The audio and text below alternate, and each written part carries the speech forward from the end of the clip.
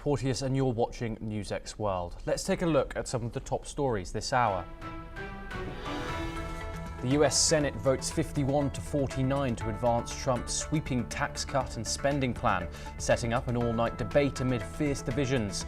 A non-partisan group warns the 940-page bill could add $4 trillion to US debt as Democrats push back hard. Israel's military tells northern Gaza residents to evacuate south, warning of intense operations to target Hamas strongholds. Spokesman Avichai Aradi says strikes will intensify and expand to destroy terrorist capabilities after 20 months of war. IAEA Chief Rafael Grossi says Iran could restart uranium enrichment for a bomb in, quote, months. Despite US strikes causing severe but not total damage, his warning contradicts Trump's claim that Iran's nuclear sites were totally obliterated by recent attacks. Iran's judiciary says an Israeli strike on Tehran's Evin prison killed at least 71 people days after a ceasefire ended 12 days of war. Spokesman Agsar Jagangir confirms the deadly attack hit the heavily fortified complex during Israel's June the 13th bombardment. A Ukrainian F-16 pilot dies defending against a huge Russian onslaught with hundreds of drones and missiles, officials confirm. President Zelensky urges more Western help as the strikes damage homes, infrastructure and injure at least 7 people. A crowd surge at a Hindu festival near a temple in Odisha, India, kills at least 3 and injures many others today. Officials say the stampede happened during a religious gathering in the coastal state's capital, Bhabaneswar. Jeff Bezos and Lauren Sanchez wrap up their lavish Venice wedding as hundreds protest mass tourism, sky-high rents and inequality. The No Space for Bezos march draws 700 locals who slam his Trump ties and Venice elitist image. British police say they're reviewing whether to investigate Glastonbury performers who made anti-Israel comments on stage.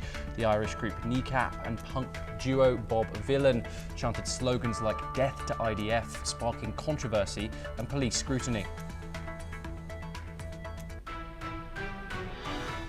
Now, our top story today. Rafael Grossi, the head of the International Atomic Energy Agency, has stated in an interview that Iran has the capacity to start enriching uranium again for a possible bomb in a matter of months. Grossi said that the US strikes on 3 Iranian sites last weekend has caused severe but not total damage, contradicting Donald Trump's claim that Iran's nuclear facilities were, quote, totally obliterated. Meanwhile, Argentina has condemned Iran for what it said were threats against the UN nuclear watchdog chief. This came after Iran rejected Grossi's request to visit nuclear facilities bombed by Israel and the United States. According to reports, Tehran has accused Grossi of betrayal of his duties for not condemning the Israeli and US strikes on Iran's nuclear sites this month. And Iranian lawmakers voted to suspend cooperation with the IAEA. Argentina's foreign ministry has expressed its support for Grossi and said that it categorically condemns the threats against him coming from Iran. The ministry also urged Iranian authorities to guarantee the safety of the IAEA chief and his team, according to a statement on social media platform X. The statement, however, did not specify what threats Grossi had received. However, on Friday, Iranian Foreign Minister Abbas Araghchi criticised Rafael Grossi's push to inspect the bombed nuclear sites, suggesting on social media that the IAEA chief's insistence was meaningless and possibly even malignant in intent. We're now joined by Zamir Abbas Jaffrey, who's a professor at the Al-Mustafa International University located in Iran. Thank you very much for joining us, Professor Jaffrey. Rafael Grossi, the head of the IAEA, says that Iran could now restart 60% nuclear enrichment in a matter of months. From Tehran's vantage point, how realistic is that timeline, and what technical hurdles still stand in the way? Thank you very much for having me on the show. This same Grossi gave an interview I think the last week on CNN, where he said we have no evidence of Iran producing weapons. And 1 week later, he comes and he says, I have an evidence that it might start creating nuclear bomb in a month's time. Well, let us get to the basics. First of all, IAEA has been accused of spying and espionage, providing the details of the nuclear scientist to Mossad. This is the reality. And this case will be taken on an international level. It will be taken at UNSC and other places. And especially Grossi, he himself, the Iranian officials say they have evidence that the details of the IAEA, the details through IAEA has reached Mossad and the CIA. So definitely any country would not like to continue espionage and spying by other organizations. And people on media are saying this is not IAEA. The I stands here for Israel. It's working for Israel. So definitely now it's a far dream that they will come back again. Araghchi clearly said, forget about coming back. This is not going to happen unless and until a legal case has been filed, and legality should take over, because according to the laws, IAEA 1 should condemn the attack on the IAEA monitored facilities. 2, they should ensure the safety of the signatories. They are not doing any duties. Why should Iran allow any country or any organization which does not do any of its duty and which expects Iran to follow everything? So those days are gone where they can come, inspect and pass the information to Mossad and CIA. Those days are gone. Professor Jafri, thank you very much. You are staying with us for more updates. We have some more information for you. German Interior Minister Alexander Dobrindt has expressed support for Israel during a visit to the site of an Iranian missile strike near Tel Aviv, part of the destruction left by the 12-day war. It was the first visit by a senior foreign official since the war between Iran and Israel, which ended on Tuesday after a ceasefire was announced. The German Interior Minister has said that they must deepen their support for Israel. Let's take a closer look at what he said. Wir sehen hier, wie real die Bedrohung ist. Wir sehen hier, dass hier ein Kampf gegen die Zivilbevölkerung geführt wird. Es gibt hier keine militärischen Ziele. Es ist ein Terroranschlag gegen die Zivilbevölkerung. Und wer sieht, was hier mit Raketen angerichtet wird, die vom Iran auskommen, der sieht, dass es keinen Zweifel daran gibt, dass der Iran, wenn er die nukleare Möglichkeit hat, wenn er die Atombombe hat, diese auch gegen Israel einsetzen würde. This comes after Israel launched a bombing campaign against Iran on June 13th, saying it was aimed at keeping the Islamic Republic from developing a nuclear weapon, which is an ambition Tehran has consistently denied.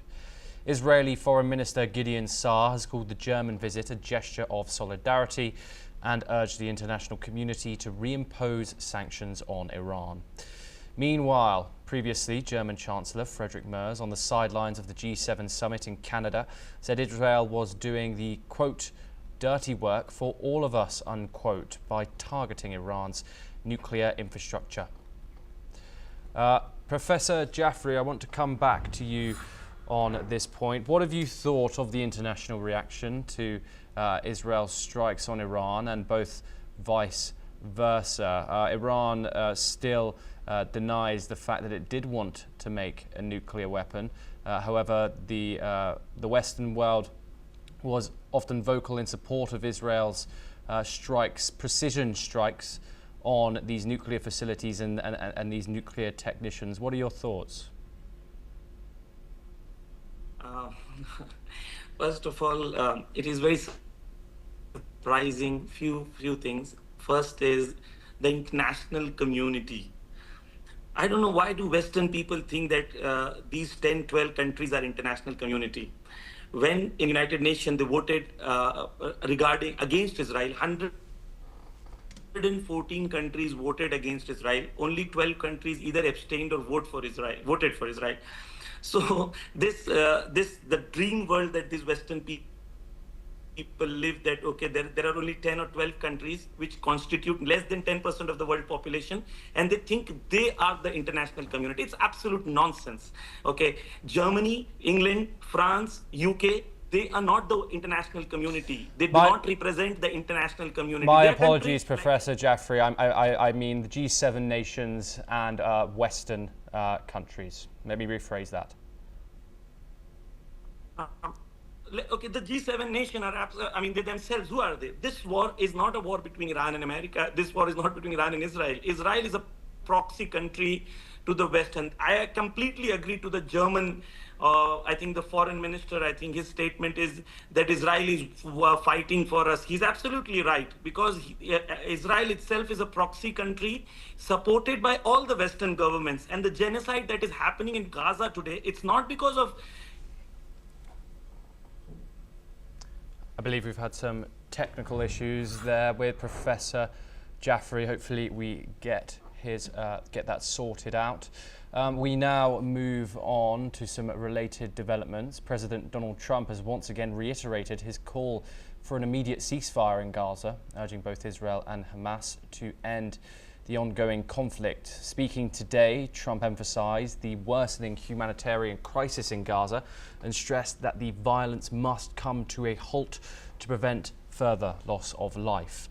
More than 1,000 people have died in the latest round of fighting, with civilians bearing the brunt of the attacks, according to reports. Trump, who has long been critical of the US's handling of foreign policy, has placed blame on the lack of diplomatic action, calling for swift international intervention to broker peace. His stance stands in sharp contrast to the current position of President Joe Biden, who has reaffirmed his support for Israel's right to defend itself. Donald Trump has called for de-escalation and maintains that a talk for a ceasefire is ongoing. I want to come back to you, Professor Jaffrey. President Donald Trump has said that this ceasefire deal could be sealed within a week. From its movements and diplomatic pushes in regards to the Israel-Iran conflict, do you think he has the power to do this? Do you see this as a credible movement or just political showmanship from the US president?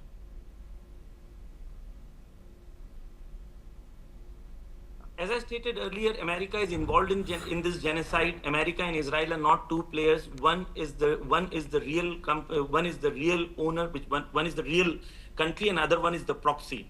So what America can do? Yes, America can stop this war, stop supplying the weapons, stop supplying the aid, stop supplying the money, and this war will end. But actually, Israel exists. The existence of Israel depends upon the support of America and the Western governments. So this genocide is not by Israel alone. It's by all Western governments, and the world has seen what you saw yesterday. You yourself reported what happened in UK. There are more than 200,000 people. They hate Israel. They hate because they see every day they are killing so many children. They're starving people to death. They're burning families. And this is not only Israel. This is the Western governments. They're hand in hand. Let's not put Israel alone. The Western governments are completely involved in this genocide. Professor Jaffrey, I want to reiterate that we all see what's going on the ground, but in regards to this question, I want to talk about the diplomacy of peace talks here. Then that President Donald Trump says he is in the progress of sorting a Gaza ceasefire, which previously ended in the month of March. I said, given the diplomatic movements of Donald Trump in regards to the Israel-Iran conflict, do you have any belief that the hostilities in Gaza can come to an end at the hand of Donald Trump, or is this just more political showmanship from the US president? Trump is a hypocrite. Everybody knows that. With Iran, they were on the conversation. They had a meeting. They had a meeting on Wednesday, and they were supposed to meet next Monday or Tuesday. And between them, they bombed Iran. So whatever Trump says, nobody actually believes. Okay, whatever their agenda is very clear. The genocide is still continuing, and the world hates to see every day when they wake up, they see pictures and videos of kids being burned and hungry and being starved. This genocide is continuing. It's telecasted. It's live, and the world is watching. Israel had three positions that because of which they showed power. One is they said they were very oppressed because of Holocaust. But after this genocide, that has been wiped off. They wanted to show the world that they're very powerful. They can attack any country. That was after what happened with Iran. Iran was able to wipe that off, and Iran had wiped off another thing, that they're very secure and they have the Iron Dome and no one can attack them. The world needs to wake up. The people of the world hate Israel. What happened yesterday in that festival where 200,000 people were shouting "death to IDF" clearly shows that the world hates Israel, hates genocide, and they stand with humanity and against Israel. What will happen tomorrow, we don't know, but we know the Western governments are hand in hand in this genocide. This has to be very clear to the Western audience. Okay, Professor Jaffrey, thank you very much. You are staying with us. I just want to reiterate that Professor Jaffrey used some words there. That is not the views of NewsX World. But we move on. Iranian judiciary spokesman Aghar Jahangir has now stated that Israel's attack on the Evin prison in Iran's capital of Tehran on June the 23rd killed 71 people. The June 23rd attack, the day before the ceasefire between Israel and Iran took hold, hit several prison buildings and prompted concerns from rights groups about the safety of the inmates. It remains unclear why Israel targeted the prison, but it came on the day when the Defense Ministry said it was attacking regime targets and government repression bodies in the heart of Tehran. Judiciary spokesperson Aghar Jahangir posted on the office's official news agency website that those killed on Monday included staff, soldiers, prisoners and members of visiting families. However, the reports to this claim have not been independently verified. Moreover, Jahangir had previously said that part of Evin prison's administrative building had been damaged in the attack and people were killed and injured. The judiciary added that the remaining detainees had been transferred to other prisons in Tehran province. We're once again joined by Professor Jaffrey to discuss this in more detail. Professor Jaffrey, I just want to know, obviously this 12-day war has simmered down to what it was previously. 71 people is a substantial number. We've got devastating news of the deaths of guards, the deaths of visiting families at the prison in this Israeli strike. What's the mood in Iran after these hostilities have simmered down? Obviously the tensions are still very, very much in play. However, how is Iran feeling about the entire situation right now? The feeling in Iran is of unity and standing united against all the illegal and criminal action by America and Israel. Yesterday, there was a burial procession in Tehran and different places all over Iran. There were hundreds of thousands of people on the street. The videos are available online, where they stood together and they said that if you want to kill few people and think that you can stop a country or you can stop us, it's not going to happen. We are united with the government and against all illegal and criminal action. You imagine the Evin prison where they attacked, that was the place where there was a hospital inside the prison and the visiting families were coming in. And the German minister, I don't know who he was saying, oh, this is not military site, this is a civilian site. Now the world laughs when Israel wants to show or project that, okay, their civilians are being hit. That is the reason when Boom Boom, a Tel Aviv song came online, there were more than 600 million people who liked that song within one day, because they have killed so many civilians across the world. Now what they're getting, the taste of the medicine which they've given to the world really enjoys it. Zamir Abbas Jaffrey, thank you very, very much for your insight and joining us on the programme. We move on now. Once again, the Israeli army has ordered mass evacuations across several densely populated neighbourhoods in Gaza City and Jabalia, warning of what it called intensifying military activity in northern Gaza. Army spokesperson Avichai Andriy issued a statement directing residents in at least 17 areas, including eastern Zaytun, the Old City, Tufa, Daraj, Sabra, Jabalia, Al-Balad, Jabalia Camp and Tel Zatar, to evacuate immediately to the Al-Mawasi area or face lethal consequences. The army said it plans to escalate its operations and push westward towards central Gaza City.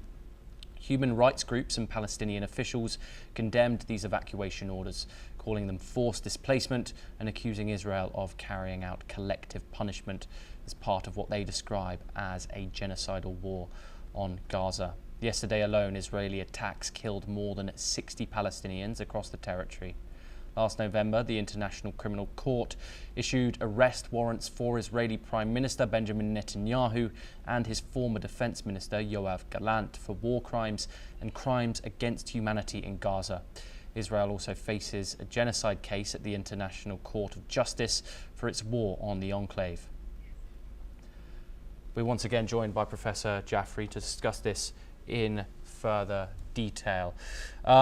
Professor Jaffrey, what are your thoughts on the idea that Israel is imposing collective punishment on the Palestinian people in the Gaza Strip? We've seen aid sites, we've seen turmoil at aid sites and civilian casualties throughout this 20 months of war. What are your thoughts? I think there's enough evidence, not only by those independent organizations and human rights organizations which you have mentioned, like whether it's Human Rights Watch or whether it's Amnesty International, or all human rights organizations have clearly mentioned regarding genocide, collective punishment, displacement, starving children. So there is enough evidence for all that, not only from independent organizations, but from the own minister's statement where they have called the opposition as Amalek. So there's enough evidence at the international court also, and the world actually knows. You imagine 60 people being killed in Gaza. It's become a normal news. It's become desensitized now. The world is desensitized. 60 people, 100 people, 400 people, 200 people killed every day. It has become, and there is an Israeli minister in the parliament, he stated, now we have made it a normal, this is a normal thing in the world, that we kill so many people and the world doesn't care anymore. This is the world that we are living. Imagine 60 people being killed. I don't want, may God forbid, in London, or maybe in Berlin, or maybe in New York. It would have become an international news, and the world would have become outraged, and there would have been huge rallies all across the world. So the world itself has seen televised genocide, collective punishment, and according to a Harvard University report, there are more than between 370,000 and 440,000 people are missing. So the number of people being killed are 70 or 80,000. Out of them, 30,000 are children. But there are 400,000 people missing, maybe all of them dead under the rubble. So what we have seen in last 2 years, humanity has never seen it. Because we have heard in the past that there have been wars and there have been deaths, but nobody has seen it. Okay. Now, this is the first time humanity has seen televised genocide. Professor Zamir Abbas Jaffrey, thank you very much for joining us. I'm really sorry to cut you off there, but we have run out of time. We now move to some breaking news, bringing in some news from Europe, where Russia's spy chief, Sergey Narishkin, says he recently spoke by phone with his American counterpart, CIA Director John Ratcliffe. The call marks a new official exchange between Moscow and Washington following their initial contact in mid-March, a signal of possible thawing tensions, or at least the start of a more open line of communication. Narishkin made the announcement during an appearance on Russian state television, noting that both sides agreed to remain in touch and discuss matters of mutual interest when needed. No further details were disclosed about the contents of the conversation. We now move on to some more information from the region, where a Ukrainian pilot has been killed and an F-16 fighter jet lost while defending against Russia's largest aerial attack since the start of the war, the Ukrainian military said today. Ukraine's Air Force confirmed the pilot shot down 7 targets before his jet was damaged during the final engagement. He managed to steer the aircraft away from populated areas but was unable to eject in time. The oversight onslaught involved 537 aerial weapons, including 477 drones and 60 missiles, targeting regions across Ukraine even far from the front lines. Air Defence forces destroyed over 240 of them, while others were jammed or diverted. Explosions were reported in multiple regions, including Lviv, Mykolaiv, Dnipropetrovsk and Cherkasy. In Cherkasy, 6 people were injured, including a child, according to reports, and 1 person was killed in Kherson. Authorities also confirmed damage to industrial and critical infrastructure in several cities. Meanwhile, both sides continued reciprocal strikes. Russia claimed to have seized a 5th settlement in Donetsk this week and reported hitting over 140 Ukrainian targets. Ukraine responded with strikes on a logistics hub in Russia's Bryansk region and drone attacks on a Russian airfield in Crimea, destroying an air defense system and multiple helicopters.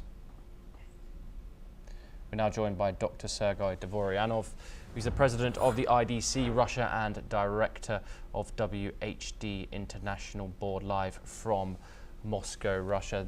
Dr. Dvoranov, thank you very much for joining us. Kiev has said that Russia just launched one of its largest, if not one of its largest, assaults of the war, air assaults. Over 530 drones and missiles put together here, including killing 1 F-16 pilot in the process. What strategic aim justified such a costly bombardment? Good afternoon. Namaste. Thank you for invitation for conversation. Yes, we can see that very dramatic point of the conflict between Russia, Russian Federation and the Western Alliance. And you remember that last conversation in Istanbul, peacemaking dialogue between Russia and Ukraine, Russian representative told to the Ukrainian delegates that if you will not agree with our condition, all next conversation will be more bad for Ukrainian country. That's why the most proper and right decision for you accept condition of Russian Federation, because it's acceptable, reasonable, very, very reasonable. And right now we can see that actually Mr. Zelensky is a bankrupt, political bankrupt. Everything, he lost his power. He just tried to jump from country to country to looking for support.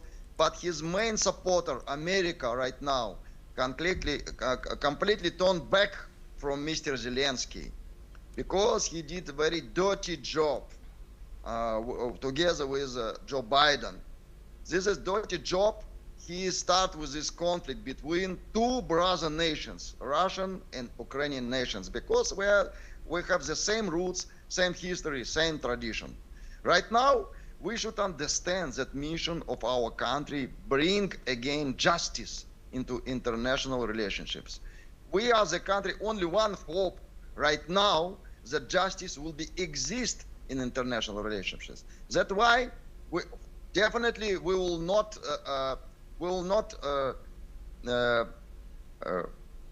never and ever we will agree with Mr. Zelensky and his conditions of peace. Peace should be without Nazi, without fascism, and with the rights of the Russian-speaking population. And of course, Ukraine should receive some NATO position, not join to NATO. It's very, very reasonable. And already our national leader announces a lot of times.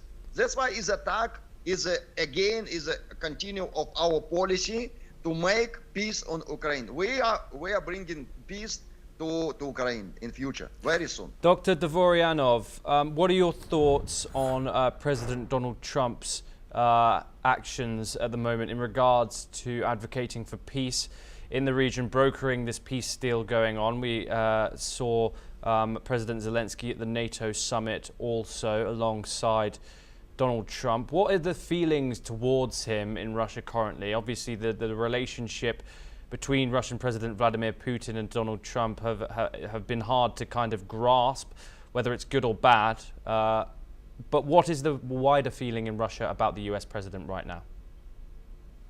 Yes, we can see that personal relationship between two our national leaders, Donald Trump and Vladimir Putin, very warm and with full of trust to each other and full of understanding of the historical mission of two our countries. First of all, I am believer, and Donald Trump, he's also a Christian believer. He follows to the traditional values, and he's a peacemaker inside.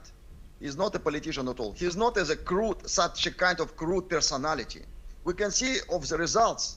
He did peace between India and Pakistan. He did peace between Iran and Israel. He did a lot of, he already started to peace negotiation between Russia and Ukraine. That is his nature. He wants like a trade for peace, win-win situation, win-win strategy. That is his mission. That's why I completely believe that he will complete his mission, because he was born with a special historical purpose and mission.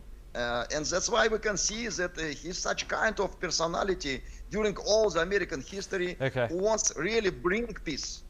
Yes, Dr. Dvoranov, thank you very much for joining us on the program. We now move back over to the Middle East, where over the past week Israeli troops carried out several raids in southern Syria.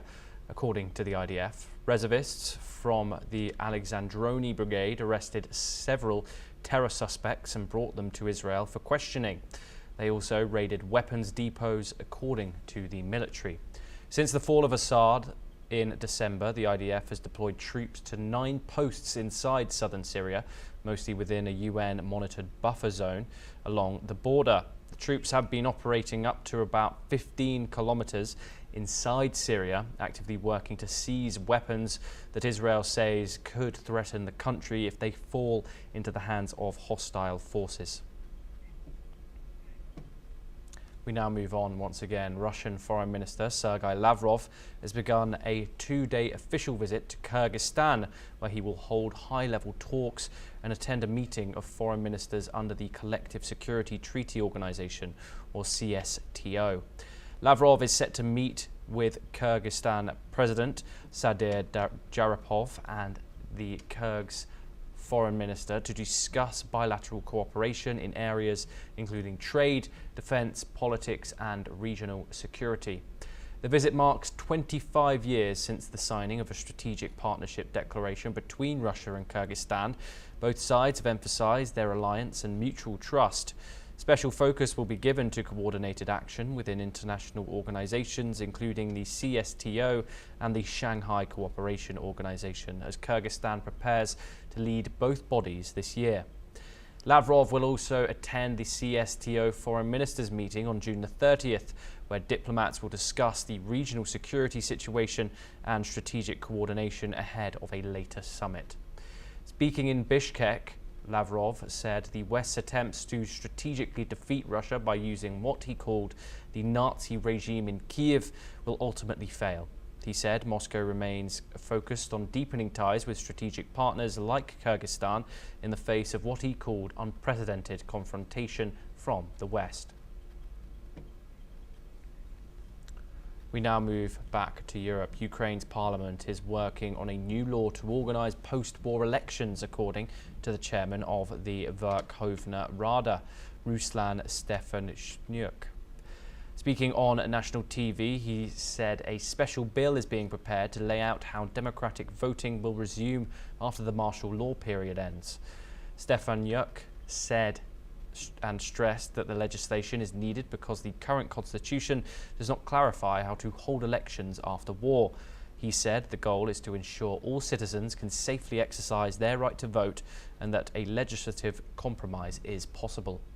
Since Russia's full-scale invasion, Ukraine has operated under martial law, delaying elections and extending President Volodymyr Zelensky's term. While most Ukrainians support delaying elections until peace is secured, some allies, including US President Donald Trump, have pushed for votes to be held sooner. Zelensky has said he would step down if a peace deal is reached. Russia, meanwhile, continues to use the issue to challenge Zelensky's legitimacy on the world stage. No timeline for the new election law has been announced yet. We stay in Europe, where hundreds of demonstrators took to the streets of Madrid on Saturday for the annual Critical Pride March, a protest held alongside the city's official Pride celebrations. Waving rainbow flags and chanting against political inaction, activists accuse major parties of failing to protect LGBTQ+ rights. The movement is aimed at reclaiming Pride's activists' roots, calling for greater institutional accountability and less police presence in LGBTQ+ spaces. We're still facing harassment and discrimination, said Felix, one of the protesters. Another participant, Christina, said the sight of so many people united gave her hope and strength to keep fighting. Madrid's official Pride Week, Mado 25, kicked off on June the 26th and will run until July the 6th, bringing a vibrant mix of cultural events and performances to the city. But the Critical Pride March served as a reminder that for many, Pride remains a protest as much as a celebration. In a show of international solidarity, Spain's foreign ministry, along with Canada, Australia, Brazil and several European nations, issued a joint statement celebrating LGBTQ+ rights, pledging to speak and act as one in defence of the communities worldwide. Niger's military-led government has officially inaugurated the first session of Consultative Council for National Refoundation, a new advisory body created to replace the dissolved National Assembly. The council, which consists of 131 members representing diverse political forces, was established by the ruling military junta following the July 2023 coup that suspended the constitution and dissolved all state institutions.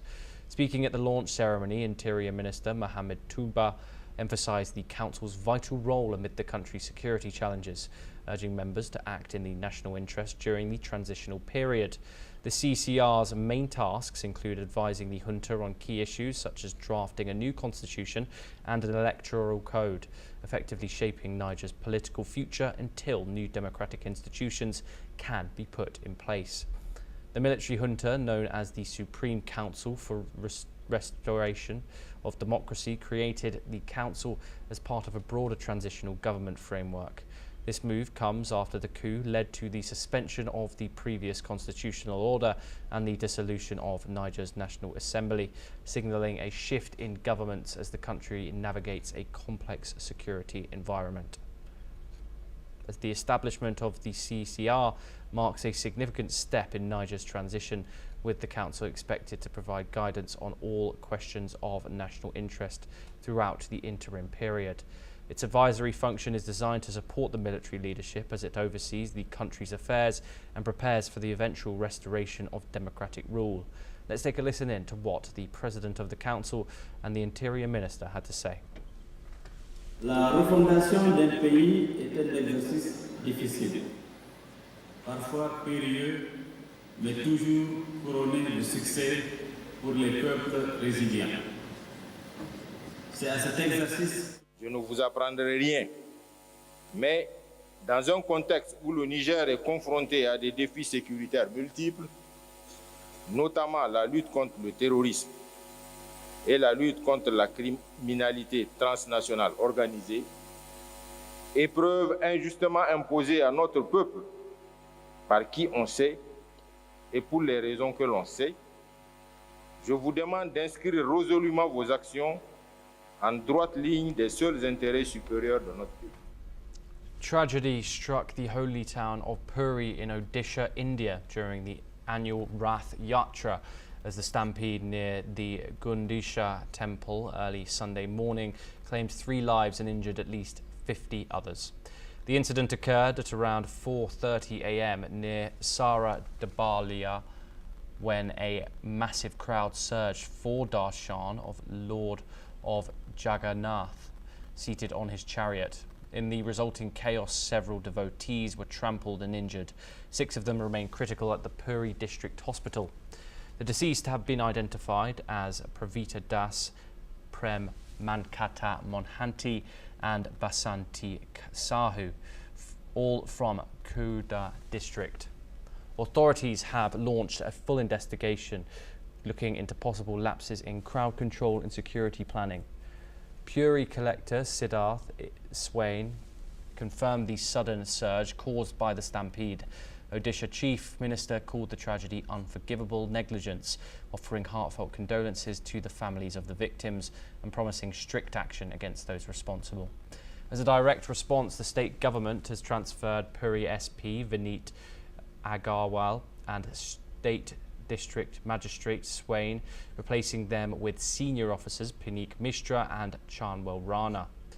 Former CM Naveen Patnaik slammed the government, saying the incident shows glaring incompetence in handling the festival.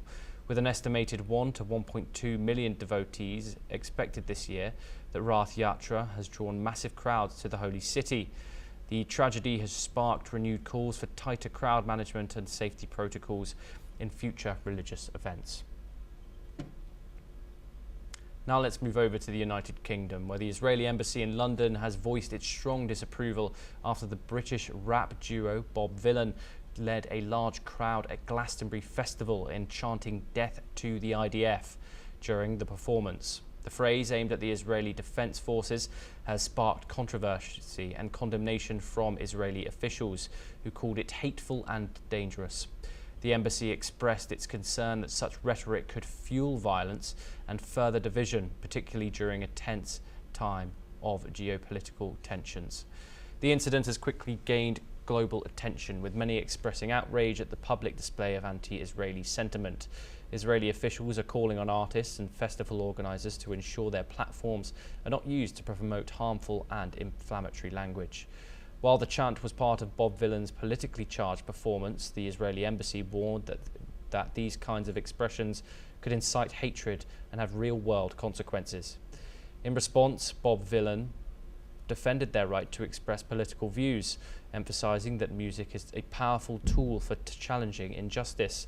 The group stated that their aim was to stand in solidarity with marginalised groups globally, not to incite violence, and argued that the inclusion of such themes were part of their commitment to activism through music. This incident highlights the ongoing debate over free speech versus responsibility in public performances. With Glastonbury known for its inclusivity and political engagement, the festival is once again at the centre of the conversation about whether major cultural events should serve as platforms for controversial political messages. Southern Europe is in the grip of an early and intense heat wave. In Lisbon, Portugal, temperatures soared past 40 degrees for a second day. At dawn, the Tagus River had already reflected punishing sunlight as locals sought shade under umbrellas and avoided activity during peak hours. In Spain, cities like Seville were baking under scorching heat. By Sunday, thermometers could reach a brutal 42 degrees Celsius in Seville. Today, residents lined up at fountains and shaded themselves with fans and umbrellas to fend off dehydration. France was not spared either. In Montpellier, heat alerts remain in effect, with temperatures hitting 42 degrees Celsius. City dwellers flocked to fire hydrants and the Rhone River to cool down. Officials told AFP they relied on fans, shade and public misting to survive the heat. Rome is also suffering. Tourists and residents braved oppressive humidity and heat. They crowded around fountains and shaded areas for relief. One visitor praised city measures like numerous drinking points. Heat warnings are active across the region.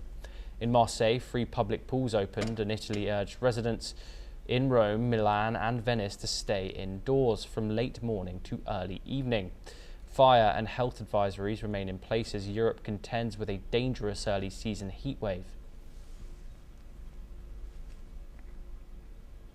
Let's now move over to the Indo-Pacific, where characters from Netflix's global hit Squid Game took over the streets of Seoul as fans celebrated the release of the final season. Iconic figures like the killer doll Young Hee, the pink-garbed guards, and the stair maze marched through central Seoul in a lively parade that transformed the city into a real-life version of the series. After the parade, director Hwang Dong-hyuk joined cast members from all 3 seasons, including stars like Lee Jung-jae and Lee Byung-hun, at a fan event held in front of Seoul City Hall. Speaking at the event, Hwang shared mixed emotions about wrapping the series, saying, "I've given this series my everything. It's sad to see it end, but also I feel relieved to finally set that weight down." Squid Game first premiered in 2021 and quickly became Netflix's most watched series ever. It launched Lee Jung-jae, who plays player 456, and Lee Byung-hun, who portrays the frontman to global superstardom. Well, that is all we have time for. We will continue to bring you more news updates from around the world. Thank you.